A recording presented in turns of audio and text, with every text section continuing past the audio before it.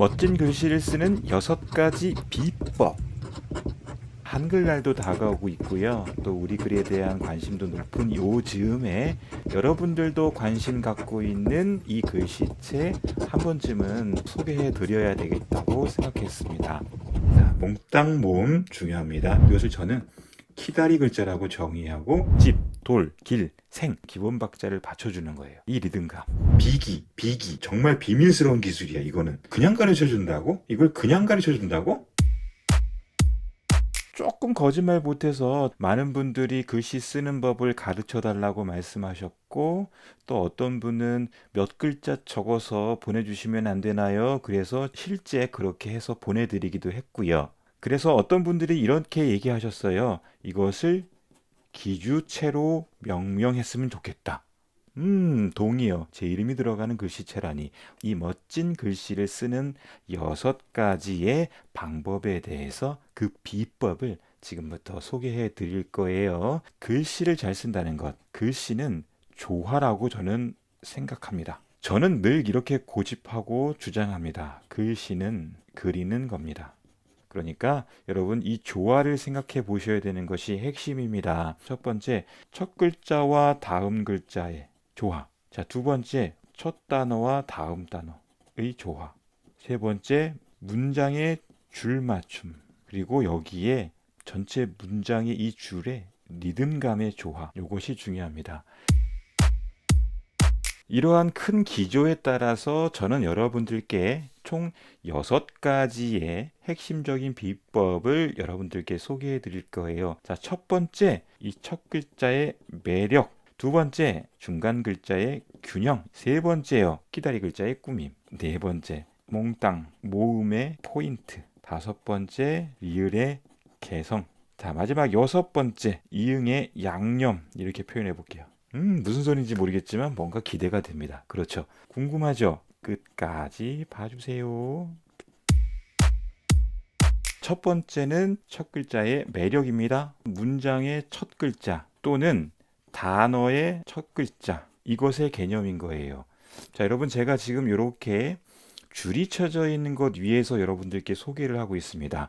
이 윗줄과 맨 밑에 줄은 글자 전체의 크기에 해당되는 거고 가운데는 당연히 중심줄이 되겠습니다. 요것을 가지고 여러분들이 연습해 보신다면 저와 같이 어떤 사이즈로 어떻게 되는지 좀 비교해 보시면서 하시면 좋을 것 같아요. 왼쪽에 있는 제가 지금 글 써놓은 것들 보시면서 같이 설명드리셨으면 좋겠는데 찬 바람이 할 때 찬 문장의 시작이죠. 밤 하늘이 라고 하는 것은 문구가 되겠죠. 별 보러 가자의 별, 별자리 대충 좀 짐작이 되실 거예요. 자, 보세요. 찬 바람이 이 보조적인 선의 첫 글자는 좀 삐져나가는 부분들이 보입니다. 자, 비례상으로 보면 다음 글자 바람이에서 바자보다는 커 보이는 형태를 갖고 있습니다. 밤하늘이 그냥 요 안에서 끝나는 글씨보다는 삐져 나갈 수 있습니다.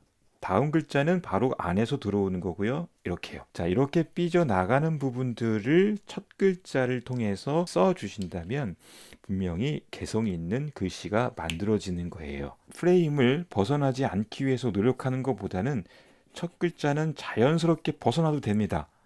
그리고 다음 글자가 뭔가 안정적으로 만들어 주시면 돼요. 여기서 특징이 하나 있죠. 뭐냐? 받침이 있는 글자가 첫 글자는 커진다는 거예요. 받침이 없는 글자는요, 다음 글자를 크게 해주세요. 오호, 이게 무슨 얘기예요? 이 중에서 어떤 게 쉽게 보실 수 있냐면 가볍게, 예를 들면 나랑, 그죠? 그런 거 찾으려면 한참 찾을 수 있어요.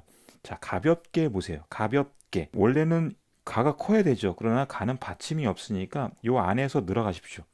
다음 글자가 받침이 있는 글자의 경우 이렇게 크게 해 주신다는 얘기예요. 나도 크게 할 필요가 없어요. 나는 받침이 없잖아요. 뒤에 글자가 이응이 받침이 있으니까 이거 크게 해 주시는 거예요. 뭔가 조화를 만들어 가는 거죠. 바람이가 아니라 바람이. 자, 어떻게 다른지가 보이죠? 자, 지금까지 첫 글자의 매력이 되겠습니다. 자, 여러분 두 번째 중간 글자의 균형. 첫 글자 다음으로 이어지는 글자들 혹은 중요하지 않은 단어가 포함된 문구들, 이것을 저는 중간 글자라고 표현을 해봅니다. 이것들은 무슨 기능들을 하냐면 문장에 줄맞춤 기능을 합니다. 우리는 글을 쓰다 보면 이렇게 가다가 어느 순간 끄트머리에 휘어져요. 삐뚤빼뚤 삐뚤빼뚤해서 가는 경우가 있습니다.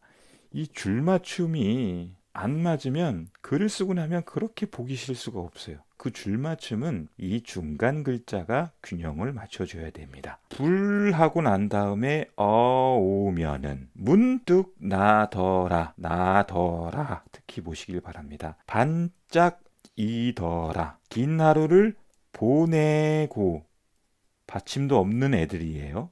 이런 애들을 가지고 줄을 맞춰주는 겁니다. 특히 자, 프레임 안에서 한번 해볼게요. 자, 자, 밖으로 많이 삐져나갔어요.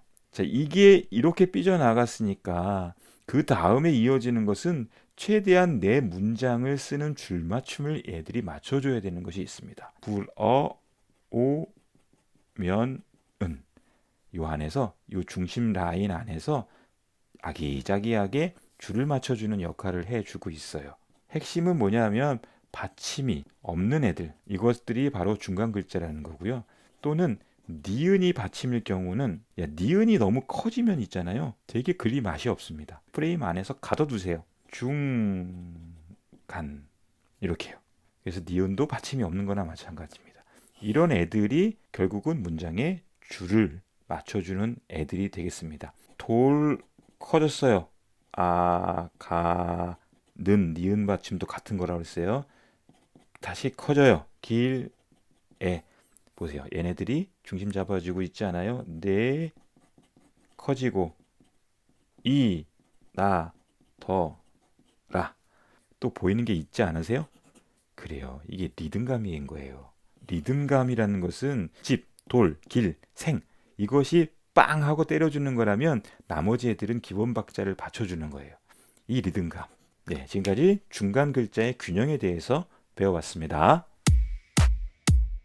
자, 키다리 글자 여러분들이 눈치는 채셨을 거예요. 자, 키다리 글자 예를 들면 불, 돌, 별, 벽, 집, 길쭉한 애들 있잖아요. 손, 멀, 줄, 잡, 을 대충 이제 감이 올 겁니다. 아, 키다리 글자는 이런 거구나. 불, 예를 들면 늘, 볼 이런 애들 뭔가 아주 길쭉길쭉한 아이들이에요. 옷, 손, 봉, 꽃, 솥, 숲, 봄. 특징을 한번 볼게요. 핵심은 뭐냐? 리을 받침 애들이 대부분 키다리 글자입니다. 모음 중에서는 오, 우 이것들이 키다리 글자입니다. 자, 이런 글씨가 있어요. 이렇게 써도 이뻐요. 그러나 이거는 또 어떨까요? 각각의 취향이 다르겠지만 저는 2번이에요. 내 손을 이렇게 쓰는 것보다는 이게 더 매력적이죠. 이거보다는 와 이런 거 어때요? 꽃 보러 가자. 이것보다는 이게 더 매력적이지 않겠습니까? 그래요. 이것을 바로 우리는 키다리 글자라고 정의하고 굉장히 중요하다는 것을 알 수가 있습니다. 불, 을, 리을 받침이 있는 아이들 또는 손, 온, 봉, 속 이렇게 오 발음 또는 숲, 술, 줄 이렇게 우 발음 이런 경우들을 여러분들이 있다고 하면 한번 길쭉길쭉 늘려 보세요. 이것이 여러분 세 번째 키다리 글자가 주는 매력입니다. 자, 여러분 네 번째는 몽땅 모음의 포인트. 몽땅 연필. 몽땅, 짜리몽땅 작다는 얘기죠. 모음을 짧게 긋기 해보십시오. 길지 않게. 특히 오, 우 이런 거 말고 이 이런 것들 있잖아요. 자, 왼쪽에서 한번 확인해 볼게요. 가지, 해. 이 해에 이. 가지. 자, 모음의 높이가 어느 정도인지를 보시라는 겁니다. 지금 뭐해? 지금 뭐 해? 자, 이 모음들이 크게 이 프레임을 벗어나지 않는 것뿐만 아니라 앞에 있는 자음의 폭, 이 폭을 벗어나지 않고 있어요. 반대로 네, 생 이렇게 막 모음을 크게 하시는 분들 있죠. 이렇게 습관화 되신 분들 많아요. 지금 뭐 해. 제가 일부러 이렇게 못 쓰는 건 아닌데 이렇게 모음들이 길쭉길쭉해 버리면 글씨가 참 미워집니다. 모음은 멍땅하게 짧게 해주시는 것이 핵심이라는 거예요. 어디까지? 앞에 첫 초성, 자음 있잖아요. 이 자음의 폭을 벗어나지 않아야 됩니다. 초성을 벗어나는 순간 글자는 재미가 없어지고 그냥 그저 그렇게 됩니다. 진짜예요. 야, 이게 매력이에요. 이거를 야, 안 했으면 좋겠다는 겁니다. 이거, 야, 정말 비기. 정말 비밀스러운 기술이야, 이거는. 정말 이거 가르쳐도 되는 건가? 이걸 그냥 가르쳐 준다고? 이걸 그냥 가르쳐 준다고? 자, 다섯 번째, 리을의 개성입니다. 이건 말해 뭐합니까? 왼쪽 보시죠. 제가 쓴 문장에서 가장 도드라지고 독특한 게 뭐라고 보십니까? 그래요. 리을이에요. 불, 돌, 길, 말 끝에 라의 리을, 반짝이더라의 리을, 멀, 을, 이런 것들을 확인해 보신다면 기주체의 핵심 개성이라고 하면 바로 이 리을입니다. 기주체를 따라 하시기를 원하시는 여러분이라면 이 리을만큼은 그대로 따라서 그려봐 주세요. 리을을 어떻게 쓰는지 먼저 보여드릴게요. 이거죠. 이겁니다. 보세요. 초성일 때 보겠습니다. 바람. 이더라. 려. 또는 네. 받침일 경우에를 보세요. 불. 조금 더 날아가게 하고 있죠. 놀. 을. 들. 별. 예. 걸. 마치 나의 사인을 익히듯이 여러분들이 계속 한번 해보시면 익숙해질 거예요. 금방. 자, 다시 한번 천천히 가볼게요. 라 써볼게요. 라. 몇 번 반복이요. 라. 이제 받침으로 가볼게요. 별. 별.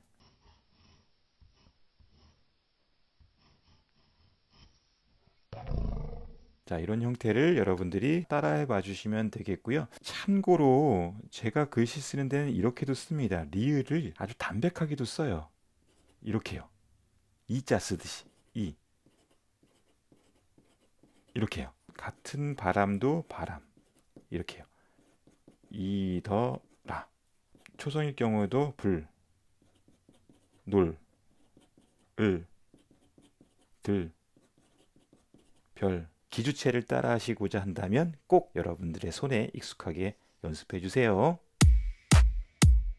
자, 여러분 마지막 여섯 번째 이응의 양념. 왼쪽에서 볼게요. 바람 밤하 그렇죠? 어디야. 공통점이 뭡니까? 이 사이즈가 작습니다. 네, 작아도 점처럼 작습니다.